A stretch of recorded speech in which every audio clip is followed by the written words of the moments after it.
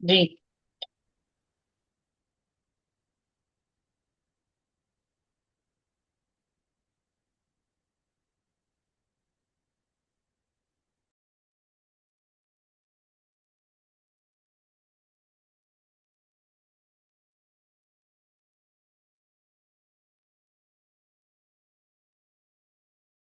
أعوذ بالله من الشيطان الرجيم. بسم الله الرحمن الرحيم. إن الحمد لله وحده والصلاة والسلام على رسول الله وعلى آله وأصحابه أجمعين أما بعد. إنما كان قول المؤمنين، بے شک مومنین کی بات تو یہ ہے، اذا دعوا إلى الله ورسوله ليحكم بينهم، جب انہیں اللہ اور اس کے رسول کی طرف پکارا جاتا ہے تاکہ ان کے درمیان فیصلہ کیا جائے، ان یقولوا، یہ کہ وہ کہتے ہیں سمعنا وطاعنا، ہم نے سنا اور اطاعت کی، وَأُولَئِكَ هُمُ الْمُفْلِحُونَ، اور یہی لوگ کامیابی پانے والے ہیں۔ وَمَن يُطِعِ اللَّهَ وَرَسُولَهُ، اور جو اللہ اور اس کے رسول کی اطاعت کرتا ہے، وَيَخْشَ اللَّهَ وَيَتَّقِهِ، اور اللہ سے ڈرتا ہے اور اس کی وَيَتَّقِهِ، اور تقوی اختیار کرتا ہے، فَأُولَئِكَ هُمُ الْفَائِزُونَ، بس یہی لوگ ہیں جو کامیاب ہونے والے۔ وَأَقْسَمُوا بِاللَّهِ جَهْدَ أَيْمَانِهِمْ، اور وہ اللہ کی قسمیں اٹھاتے ہیں، جہد ایمانہم، اپنی قسموں کی پختگی کے طور پر، لئن امرت یخرجن، کہ اگر انہیں حکم دیا ہوتا تو وہ ضرور نکلتے، قل لا تقسموا، کہہ دیجئے کہ تمہیں مت اٹھاؤ، طاعت معروف، تمہاری اطاعت، ان اللہ خبیر بما تعملون، بے شک اللہ تعالیٰ خوب باخبر ہیں اس سے جو کچھ تم کرتے ہو۔ یہ طاعت معروف کا دو طرح سے کیا ترجمہ کیا جاتا ہے، طاعت معروفہ کہ تمہاری اطاعت معلوم ہے، اور دوسرا یہ کیا جاتا ہے کہ یعنی قسم مت اٹھاؤ، ہمیں تمہاری اطاعت چاہیے۔ قل اطیعوا اللہ واطیعوا الرسول، کہہ دیجئے اللہ اور اس کے رسول کی اطاعت کیجئے۔ فإنما فإن تولوا، پس اگر تم منہ پھیرتے ہو، فإنما علیہ ما حمل، پس بے شک اس پر وہی ہے جو اس سے اٹھوایا گیا، یعنی جو بوجھ اس سے اٹھوایا گیا، وعلیکم ما حملتم، اور تم پر وہ ہے جو تم سے اٹھوایا گیا، وإن تطیعوا تہتدوا، اور اگر تم اس کی اطاعت کرو تو تم ہدایت پاؤ گے، وما علی الرسول الا البلاغ، اور رسول پر نہیں ہے مگر البلاغ المبین، واضح طور پر پہنچانا۔ وعد اللہ الذین آمنوا منکم، اور اللہ تعالیٰ نے وعدہ کیا ان لوگوں سے جو تم میں سے ایمان لائے، وعملوا الصالحات، اور نیک اعمال کیے، لَيَسْتَخْلِفَنَّهُمْ فِي الْأَرْضِ، کہ ضرور اللہ تعالیٰ انہیں خلافت عطا فرمائیں گے زمین میں، من قبلہم، جیسا کہ خلافت عطا کی ان لوگوں کو جو ان سے پہلے تھے، وَلَيُمَكِّنَنَّ لَهُمْ، اور ضرور ان کے لیے جما دے گا، قائم کر دے گا، دینہم، ان کے دین، تضا لہم، جو ان کے لیے خدا نے پسند کیا، وَلَيُبَدِّلَنَّهُم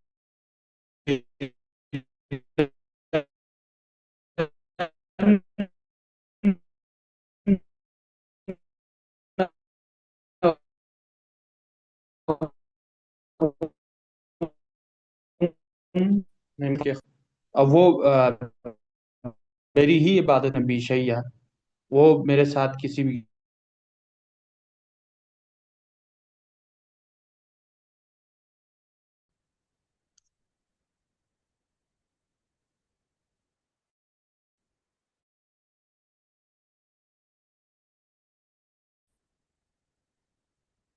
وعد اللہ الذین اچھا یہ ولا یمکنن لهم دینهم الذی ارتضی لهم، اور ضرور ان کے لیے قائم کر دے گا ان کے دین کو، یا جما دے گا، الذی ارتضی لهم، جو ان کے لیے خدا نے پسند کیا، ولا یبدلنهم، اور ضرور انہیں تبدیل کرے گا، من بعد خوفہم، ان کے خوف کے بعد، امنا، امن اور سلامتی سے، یعبدوننی لا یشرکون بی شیئا، وہ میری ہی عبادت کرتے ہیں، میرے ساتھ کسی چیز کو بھی شریک نہیں ٹھہراتے، ومن کفر بعد ذلک، اور جس نے اس کے بعد بھی انکار کیا، فاولئک هم الفاسقون، تو یہی لوگ فاسق ہیں۔ یا پھر کفارہ کا دوسرا معنی جیسا میں نے ابھی بتایا کہ ومن کفر کا اگر کفران سے ہو تو پھر معنی کریں گے کہ جو ناشکری کرے اس کے بعد بھی، پھر یہی لوگ فاسقی۔ واقیم الصلاۃ واتوا الزکاۃ، اور تم نماز قائم کرو اور زکوٰۃ ادا کرو، واطیعوا الرسول لعلکم ترحمون، اور رسول کی اطاعت کرو تاکہ تم پر رحم کیا جائے۔ لا تحسبن الذین کفروا معجزین فی الارض، تم نہ گمان کرو ان لوگوں کو جنہوں نے کفر کیا، معجزین فی الارض، کہ وہ زمین میں عاجز کرنے والے ہیں، یعنی کس چیز کو؟ اللہ کی تدبیر کو۔ ومأواہم النار، حالانکہ ان کا ٹھکانہ آگ ہے، ولبئس المصیر، اور کیا ہی بری لوٹنے کی جگہ ہے، کیا ہی برا ٹھکانہ ہے۔ آج کے ہمارے اس حصے میں فہمی قرآن سیریز کا میرے خیال سے یہ سورۃ النور کا 9واں لیکچر ہے آج۔ اس میں دو اہم اور حساس موضوعات پر گفتگو ہو رہی ہے، ایک تو مومنین سے وعدے اور ہدایات، لیکن یہی جو وعدے ہیں انہی میں سے ایک وعدہ جو ہے وہ استخلاف فی الارض، کہ زمین میں حکومت عطا کرنا، خلافت عطا کرنا۔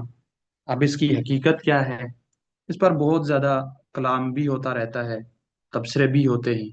بہرحال اس کو بھی ذرا سے انشاءاللہ ڈسکس کریں گے، اس کو بھی ذرا جانچنے کی کوشش کریں گے۔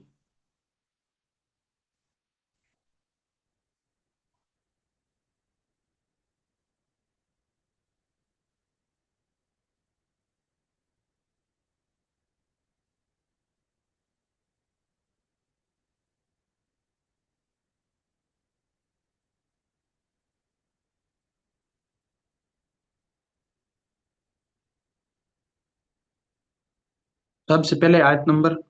51 اور 52 میں مومنین کی نشانیوں کا بیان ہے۔ اوپر جیسے بات ہوئی تھی اچھا اس کا آپ ذرا وہ پس منظر سمجھیے۔ سورۃ النور شروع ہوتے ہی شروع میں کچھ احکامات ذکر ہوئے، احکامات کے بعد پھر حضرت عائشہ رضی اللہ تعالیٰ عنہ کے حوالے سے، ان کی برات کے حوالے سے 2 رکوعات پر مشتمل پورا تبصرہ تھا، اور ساتھ کچھ ہدایات بھی تھیں، احکامات بھی تھے، اور کچھ اصول و مبادی بھی تھے۔ اسی کی مناسبت سے پھر آگے جو جو احکامات ضروری تھے وہ بیان ہوتے رہے، بیان ہوتے رہے، بیان ہوتے رہے۔ پھر سلسلہ کلام واپس اسی کی طرف مڑا، اور جن منافقین نے حضرت عائشہ رضی اللہ تعالیٰ عنہ پر تہمت وغیرہ لگائی تھی، ان سے یعنی ان کی نشانیاں وغیرہ بتلا دیں، اور ان کی کیا سزا ہو سکتی ہے اخروی طور پر، وہ سارا کچھ بتا دیا، اور ان کے نفاق کی حقیقت وغیرہ بتائی۔ اب آگے پھر ان کی بات آ رہی ہے، یہ آیت نمبر 52 کے بعد ان کی بات پھر سے بھی آ رہی ہے، لیکن اب بیچ میں ساتھ مومنین کی نشانیوں کا بھی ذکر ہے۔ اچھا، قرآن مجید کے اسالیب خطاب میں سے ایک یہ بھی ہے، کئی مقامات ایسے ہوتے ہیں کہ جہاں پر مثال کے طور پر مشرکین کی یا منکرین منافقین یا ان میں سے کسی کی بھی جب بات ہو رہی ہو تو ساتھ پھر مومنین کا بھی تھوڑا سا حوالہ دے دیا جاتا ہے۔ وہ اس لیے کہ یعنی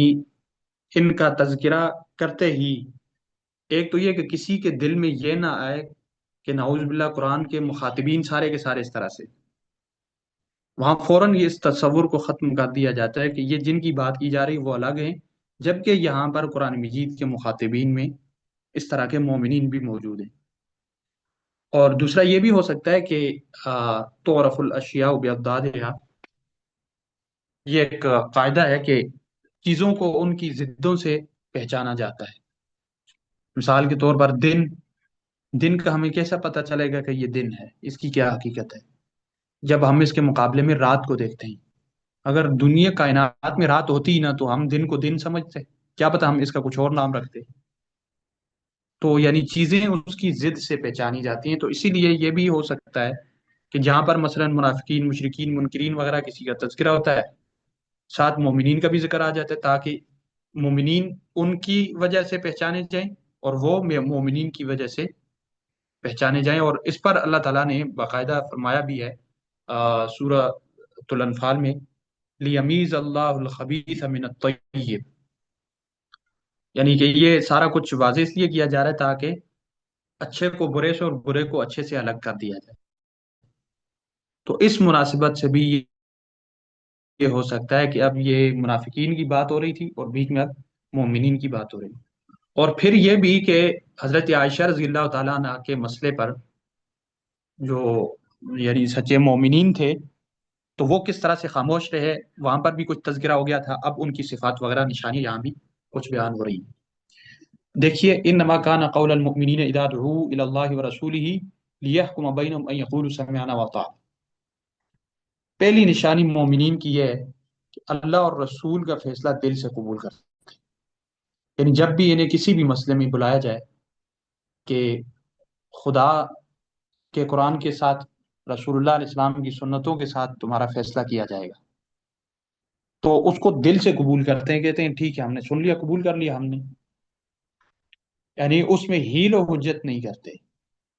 اس میں ہیل و حجت نہیں کرتے، بلکہ فوراً اس کو دل سے قبول کرنا ہی ان کی نشانی ہے۔ اور پھر فرمایا وَأُولَٰئِکَ هُمُ الْمُفْلِحُونَ، کامیاب بھی یہی ہے، وجہ یہی طریقہ اطاعت ہے، یعنی اتنا اعتماد اور اتنا زیادہ بھروسہ اللہ پر اور اس کے رسول پر کہ اس کا اور اس کے رسول کا کوئی بھی فیصلہ ہمارے حق میں برا نہیں ہو سکتا، اگرچہ ظاہری طور پر ہمارے خلاف بھی ہو سکتا ہے لیکن ہمارے حق میں برا نہیں ہوگا، اس میں کوئی نہ کوئی حکمت ضرور ہوگی، اس لیے وہ فوراً کیا کرتے ہیں، اعتماد کرتے ہیں اور اطاعت کرتے ہیں۔ تو اس اطاعت کو کی وجہ سے کیا فرمایا ان کو، اولئک هم المفلحون، کہ یہی لوگ کیا ہیں، کامیابی، یعنی یہی طریقہ اطاعت ان کی کامیابی کا سبب ہے۔ آگے وَمَن يُطِعِ اللَّهَ وَرَسُولَهُ وَيَخْشَ اللَّهَ وَيَتَّقِهِ فَأُولَئِكَ هُمُ الْفَائِزُونَ، جو اللہ اور رسول کی اطاعت کرتا ہے اور اللہ سے ڈرتا ہے، تقوی اختیار کرتا ہے، تو یہی لوگ کامیاب ہیں۔ اچھا، اللہ اور اس کے رسول کی اطاعت، ایک بات تو یہ ہے، یعنی بندگی جسے ہم کہتے ہیں، احکامات میں، عبادات میں، معاملات میں، کہ جو رسول نے کہا ہے، جو خدا نے کہا ہے، بس اسی کے مطابق چلنا ہے، اس سے ہم نے آگے نہیں بڑھنا، یہ اطاعت ہے۔ اور خشیت، خشیت یہ کہ کسی بھی برا ہو جانے پر دل میں خدا کا خوف ہونا، کہ یعنی ساتھ ساتھ ڈرتے رہنا، اپنے اعمال کے باوجود ڈرتے رہنا کہ پتہ نہیں یہ بھی قبول ہوتے ہیں یا نہیں ہوتے، یا خدا نہ کرے اگر کوئی مجھ سے غلطی ہو جائے تو کیا پتہ اللہ تعالیٰ کی کیا ناراضگی آ سکتی ہے، یا کیا پتہ اللہ تعالیٰ کیا سزا دے سکتے ہیں، یہ خشیت ہے۔ اور پھر تقوی، تقوی کے بارے میں امام بیضاوی رحمۃ اللہ علیہ جو تعریف کرتے ہیں تفسیر بیضاوی میں ہدی للمتقین کے تحت، اور اسی طرح شاہ ولی اللہ صاحب کے حوالے سے بھی میں نے یہی سنا ہے کہ تقوی کا مطلب یہ ہوتا ہے، تقوی کا یہ مطلب نہیں ہے کہ بہت ہی زیادہ پرہیزگاری، راتوں کو اٹھ کر عبادات کرنا وغیرہ وغیرہ وغیرہ وغیرہ وغیرہ، یہ تو پھر وہ ولایت کے درجے میں آ جاتا ہے۔ محض تقوی اگر کسی چیز کو کہا جائے تو وہ یہ فرماتے ہیں کہ جن احکامات کو اللہ تعالیٰ نے کرنے کا حکم دیا ان احکامات کو کرنا، اور جن سے بچنے کا حکم دیا ہے ان سے بچنا، یہی تقوی ہے۔ کیونکہ تقوی کا اصل معنی ہوتا ہے ڈر،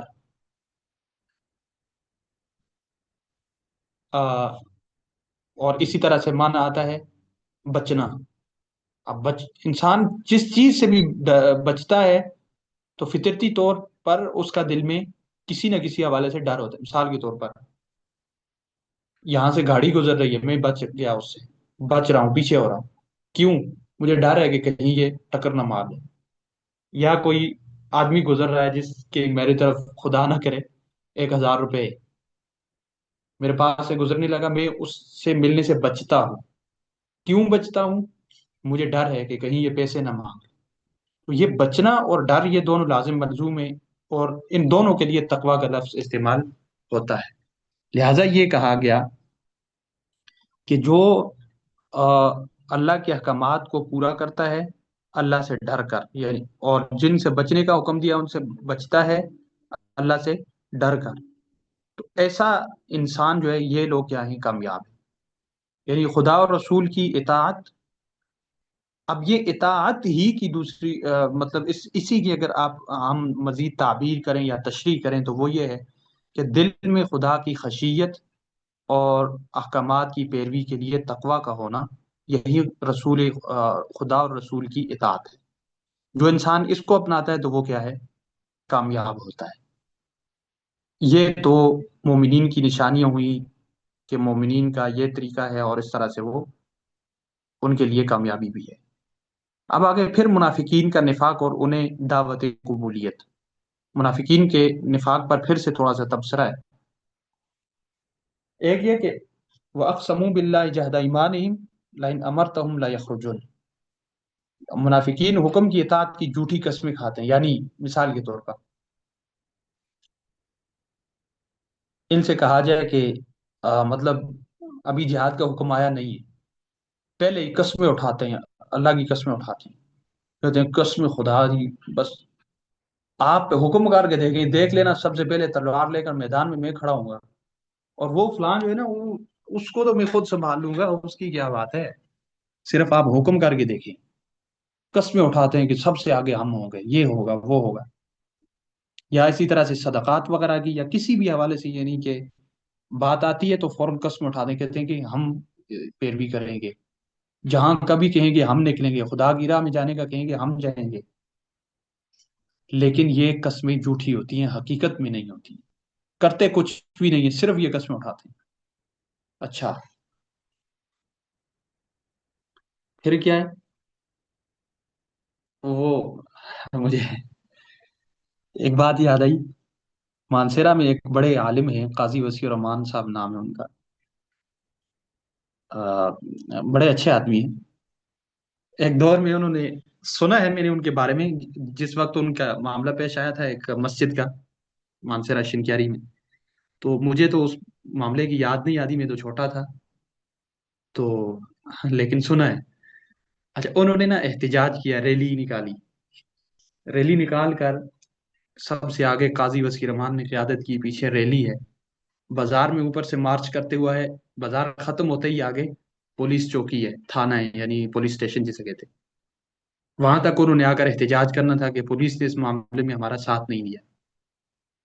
نعرے لگاتے لگاتے لگاتے لگاتے وہاں تک پہنچے، اور نعرے لگا رہے ہیں قاضی وسیع الرحمان قدم بڑھاؤ، ہم تمہارے ساتھ ہیں۔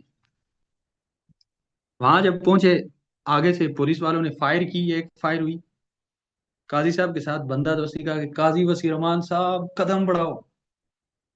دیکھا خاموشی، خاموشی چھا گئی، پتہ نہیں کیا ہوا، پیچھے مڑ کر دیکھا ایک آدمی بھی نہیں تھا۔ یہ والی بات ہے کہ نعوذ باللہ، رسول اللہ علیہ السلام کو یہ منافقین کہتے ہیں کہ آپ یعنی قدم بڑھائیں، آپ جس جگہ جانے کا کہیں ہم جائیں گے، لیکن جب وقت آتا ہے تو اس وقت کیا ہوتے ہیں؟ غائب ہو جاتے ہیں، کھسک لیتے ہیں۔ اچھا، اللہ نے فرمایا لا تقسموا طاعۃ معروف، تم یہ جھوٹی قسمیں نہ کھاؤ، تمہاری اس روش اور جو تمہاری یہ اطاعت کا جو طریقہ ہے یہ سب کو معلوم ہے، لہٰذا قسمیں کھانے کی کیا ضرورت ہے؟ یعنی تمہارا ہر چیز سے واقف ہے، تو پھر تمہاری ایک قسمیں جھوٹی کھانے کی کیا ضرورت ہے؟ اور یا یہ بھی ہو سکتا ہے کہ ہمیں تمہاری قسمیں اور تسلیاں نہیں چاہیے، جو دوسرا میں نے ترجمہ کیا تھا طاعت معروفہ کا، کہ آ، اس کا یہ معنی بنے کہ ہمیں تمہاری اطاعت چاہیے، تو پھر یہ معنی بنے گا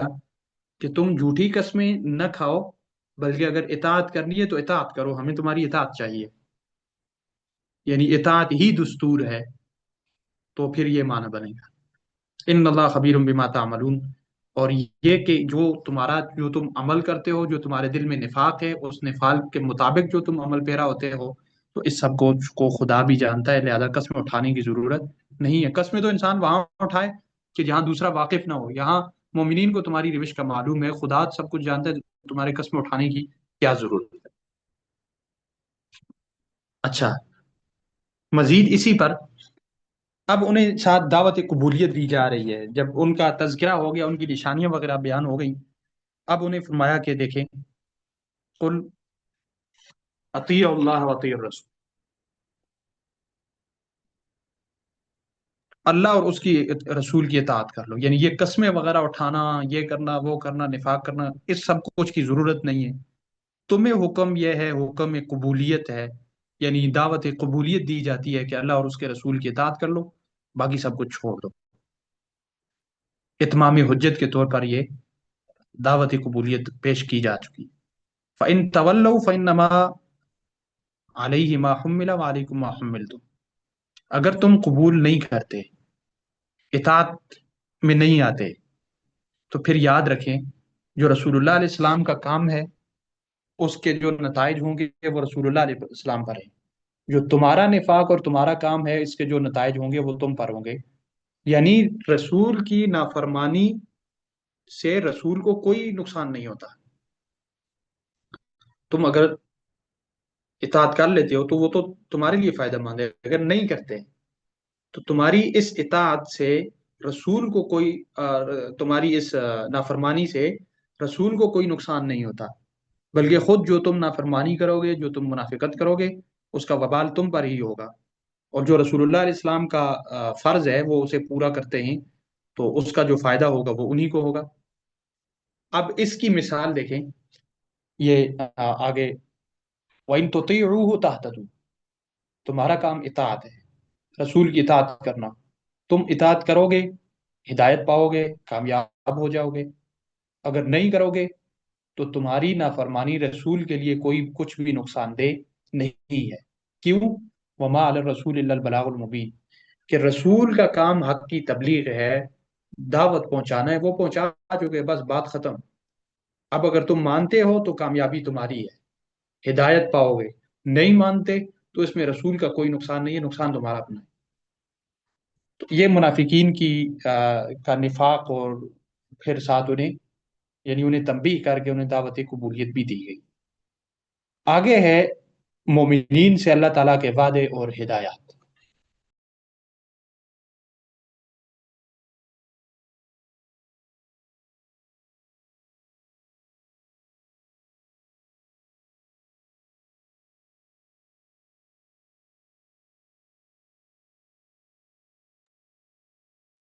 یہ بہت اہم بحث ہے جو ابھی شروع ہو رہی ہے۔ پہلے وعد اللہ الذین آمنوا منکم وعملوا الصالحات لَيَسْتَخْلِفَنَّهُمْ فِي الْأَرْضِ كَمَا اسْتَخْلَفَ الَّذِينَ مِنْ قَبْلِهِمْ، جو ایمان لائے، نیک عمل کیا جنہوں نے، اللہ نے ان سے وعدہ کیا ہے کہ اللہ ضرور انہیں زمین میں خلافت اور حکومت عطا فرمائیں گے جیسے پہلوں کو عطا کی۔ پہلی بات تو یہ کہ پہلوں کی خلافت اور حکومت سے مراد کیا ہے؟ جیسے حضرت سلیمان علیہ السلام اللہ کے بہت بڑے مطیع و فرما بردار تھے، تو اللہ نے پوری دنیا کی انہیں حکومت عطا کی۔ بنی اسرائیلیوں کا جب جب بھی دور آیا ہے، شروع میں جب یہ خدا کے بندے رہے ہیں، جیسے مثال کے طور پر موسیٰ علیہ السلام نے فرعونہ مصر سے، بلکہ فرعون سے جب انہیں آزادی دلائی اور یہ میدان تیہ میں چلے گئے، کیا نام ہے اس کا، صحرائے سینا میں جب چلے گئے، تو اس کے بعد اللہ تعالیٰ نے ان کو وہاں کا کنٹرول دے دیا، وہاں کی حکومت ان کو دے دی۔ بعد میں پھر مصر پر بھی حکومت رہی ان کی۔ پھر مصر سے حضرت یوشع علیہ السلام کے دور میں جب واپس شام عمالقہ کے علاقے جب انہوں نے فتح کیے، وہاں پر ان کی حکومت آ گئی۔ یعنی جب جب اطاعت کی اللہ نے ان کو حکومتیں دی۔ پھر اسی طرح سے اور کئی یعنی اس طرح کی اقوام گزری ہیں کہ اللہ تعالیٰ نے ان کی اطاعت کی وجہ سے، فرما برداری کی وجہ سے انہیں خلافتیں دی ہیں زمین میں، یعنی کہ حکومت دی ہے۔ اب اکثر مفسرین کا کہنا یہ ہے کہ یہ آیت صحابہ اکرام کے بارے میں، کیونکہ منافقین کا تذکرہ ہو رہا تھا اس دور کے ساتھ، مومنین کی نشانیاں بیان ہوئی۔ اب جو مومنین سے ان کے ایمان کی وجہ سے اللہ نے وعدے کیے تھے وہ یہ ہیں۔ سب سے پہلا وعدہ یہ تھا کہ اللہ دنیا بھر میں کی ان کو حکومت عطا کرے گا۔ اب آپ دیکھیے، اللہ تعالیٰ نے رسول اللہ علیہ السلام کی بعثت کے بعد فرمایا تھا وَالَّذِي أَرْسَلَ رَسُولَهُ بِالْهُدَىٰ وَدِينِ الْحَقِّ لِيُظْهِرَهُ عَلَى الدِّينِ كُلِّهِ، کہ اللہ نے رسول کو بھیجا ہے دین حق دے کر، تاکہ یہ سارے کا سارا دین دنیا پر غالب آ جائے۔ اب رسول اللہ علیہ السلام نے اس غلبے کی ابتدا کی ہے عرب سے، عرب پر غلبہ ہو گیا اور باہر شام وغیرہ تک یہ آگے معاملہ پھیل گیا۔ لیکن اس وقت کی جو بڑی دو سپر طاقتیں تھی، ایک فارس اور ایک روم، ان پر جو غلبہ پایا ہے اور دین دین اسلام کا جو بول بالا ہوا ہے، تو یہ حضرت عمر فاروق رضی اللہ تعالیٰ عنہ کے زمانے میں ہوا ہے۔ یعنی جو رسول اللہ علیہ السلام مشن لے کر آئے تھے، آپ نے مشن پہنچایا، ابتدا کی، آگے دنیا بھر میں اس کو جو قائم کرنے میں جو تکمیلی شکل پیش آئی ہے، وہ تکمیل صحابہ اکرام بطور خاص خلفائے راشدین کے دور میں ہوئی ہے۔ تو لہٰذا جو اللہ نے وعدہ کیا تھا وہ وعدہ اس طرح سے پورا ہوا۔ اچھا، جب دنیا بھر کی حکومت وغیرہ کی بات ہوتی ہے نا، اس سے مراد ضروری یہ نہیں ہے کہ پوری دنیا پر حکومت ہو، اس سے مراد یعنی دنیا میں اصل اتھارٹی ان کے پاس ہو۔ جیسے ابھی مثال کے طور پر امریکہ کو سپر طاقت تسلیم کیا جاتا ہے، تو یہ کہا جا سکتا ہے کہ دنیا پر اس کی حکومت ہے۔ تو اس طرح سے یعنی یہ اسلام کا دور تھا جب دنیا پر اتھارٹی تھی اس کی۔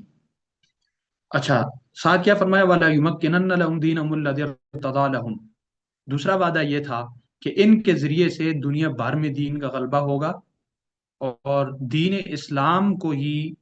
اصل اتھارٹی حاصل ہوگی۔ آپ دیکھیے، رسول اللہ علیہ السلام کے بعد جب صحابہ کرام نے دنیا بھر میں جب اسلامی حکومت قائم کی، تب سے لے کر یورپ کے نشۂ ثانیہ تک، یعنی یہ 15ویں 16ویں صدی عیسوی تک،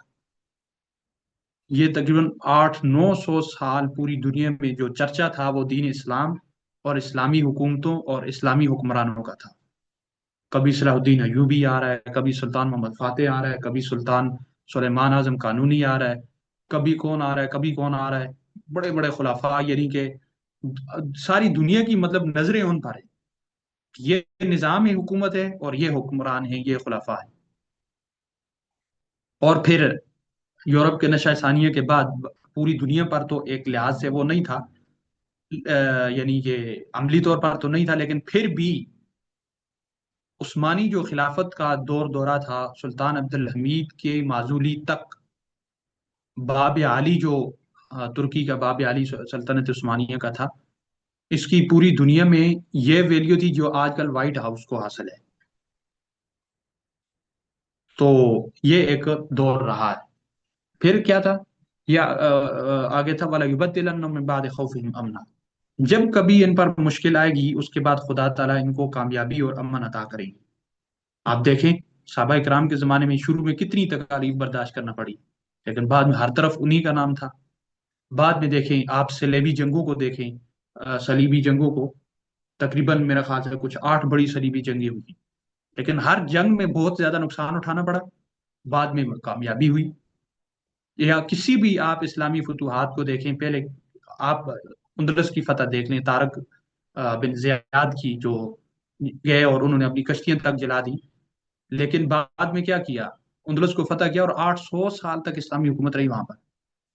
تو یہ اس کو آپ عمومی تناظر میں دیکھیں تو آج بھی مسلمان جس دور سے گزر رہے ہیں، جن مشکلات سے گزر رہے ہیں، اگر اپنی حیثیت پہچان لیں اور اپنی اتفاق اور اتحاد کا جو ایک ان کی روش رہی ہے، اور اسلام سے وابستگی اور قرآن سے رہنمائی لینے کی جو ان کی روش رہی ہے، اگر اسی پر آ جائیں، پوری دنیا میں دوبارہ سے ان کا کنٹرول ہو سکتا ہے۔ یا بدوننی لا یشرکون بی شیئا، عبادات و حکومت میں اتھارٹی خدا کو، یعنی وہ خدا کو مانتے تھے۔ صحابہ کرام کے پاس کیا تھا، عبادت بھی خدا کی اور تھیوکریسی کا ایک تصور، مطلب کہ خدا کی حاکمیت، خدا کے سوا کسی کے سامنے سر نہیں جھکانا۔ آج بھی ہمارے سامنے خدا کا یہی حکم ہے کہ نہ کسی امریکہ کے سامنے سر جھکائیں، نہ کسی یورپی یونین کے سامنے سر جھکائیں، نہ IMF کے سامنے، نہ ورلڈ بینک کے سامنے، نہ وائٹ ہاؤس کے سامنے، نہ کسی کے سامنے۔ جس طرح عبادات میں خدا کو ہم معبود مانتے ہیں، تو حکومت اور حاکمیت اور اتھارٹی میں بھی خدائی کے سامنے ہمیں جھکنا چاہیے۔ اور پھر فرمایا کہ وَمَنْ كَفَرَ بَعْدَ ذَلِكَ فَأُولَٰئِكَ هُمُ الْفَاسِقُونَ۔ اتنا کچھ خدا نے جو دیا ہے، اگر اس کے بعد ناشکری کرو گے تو خسارہ پاؤ گے۔ ایسا ہی ہوا، اندلس میں ہم نے ناشکری کی، اسپین میں اندلس میں اسپین میں تبدیل ہو گیا، ہندوستان میں ہم نے ناشکری کی، انگریزوں کے ہاتھوں میں چلے گئے، سعودیہ والوں نے ناشکری کی، آج کل امریکہ کے غلام بنے ہوئے ہیں۔ ایسا ہی ہوتا ہے۔ اور حضرت شاہ صاحب رحمۃ اللہ علیہ لکھتے ہیں کہ ومن کفر بعد ذالک سے اشارہ صحابہ کرام کی طرف ہے کہ جو ان کی ان صفات کے باوجود ان کا انکار کرے گا تو وہ انسان گمراہ ہو جائے گا۔ تو پھر یہ جو کوئی بھی جو صحابہ کا گستاخ ہو یا منکر ہو تو اس کی پھر گمراہی میں کوئی شبہ باقی نہیں رہتا۔ آگے فرمائے واقیم الصلاۃ وآتوا الزکاۃ واطیعوا الرسول لعلکم ترحمون۔ ملک میں اسلامی احکامات کا نفاذ ضروری ہے۔ اسلامی احکامات کے نفاذ کی بنیادی صورتیں کیا ہوں گی؟ ہر جگہ نماز کا قیام ہوگا، نظام معیشت جو ہے وہ نظام زکوٰۃ ہوگا، کس طرح تو خود من اغنیائہم وترد الی فقرائہم، امیروں سے لے کر ان کے فقراء کو دینا اور ان کی معاونت کرنا وغیرہ۔ اور ساتھ یہ کہ اطاعت یہاں پر تو اتنا کہا ہے نا اطیعوا الرسول، ایک اور جگہ میں فرمایا ہے کہ الذین ان مکناہم فی الارض اقاموا الصلاۃ وآتوا الزکاۃ وامروا بالمعروف ونہوا عن المنکر، کہ امر بالمعروف اور نہی عن المنکر یہ قانونی شکل میں ملک میں قائم ہونا چاہیے۔ اور آخر میں وہ کفار کے حوالے سے بتایا لا تحسبن الذین کفروا معجزین فی الارض، کفار خدا کی تدبیر اور نظام کو عاجز نہیں کر سکتے۔ یعنی اگر انسان میں اطاعت کا ملکہ ہو، اللہ کی تدبیروں پر ایمان کامل ہو اور اللہ کی مان کر چلنے کا ایک دل میں جذبہ ہو، تو پھر نہ امریکہ خدا کی تدبیروں کو جھکا سکتا ہے، نہ انڈیا جھکا سکتا ہے، نہ اسرائیل، اور نہ ہی کوئی اور، بشرط ہے کہ اللہ کے ساتھ وابستگی اور اللہ تعالیٰ پر جو ایمان اور اللہ تعالیٰ کے احکامات کی پیروی یہ انسان میں ہونی چاہیے مسلمان۔ جب جب ہم میں سے یہ چیزیں گئی ہیں، قرآن سے دوری ہوئی ہے، خدا سے دوری ہوئی ہے، بس ہم دوسروں کے غلامی بنتے گئے ہیں۔ یہاں پر ذرا ٹائم نہیں ہے کہ اس پر گہرا تبصرہ کیا جائے۔ اور پھر فرمایا وَمَأْوَاهُمُ النَّارُ وَلَبِئْسَ الْمَصِيرُ، ان کفار کا تو اخروی ٹھکانہ کیا ہے؟ آگ ہے، اور بہت برا ٹھکانہ ہے۔ یعنی ان کا نتیجہ یہ ہے، ان کا نتیجہ دنیا میں کا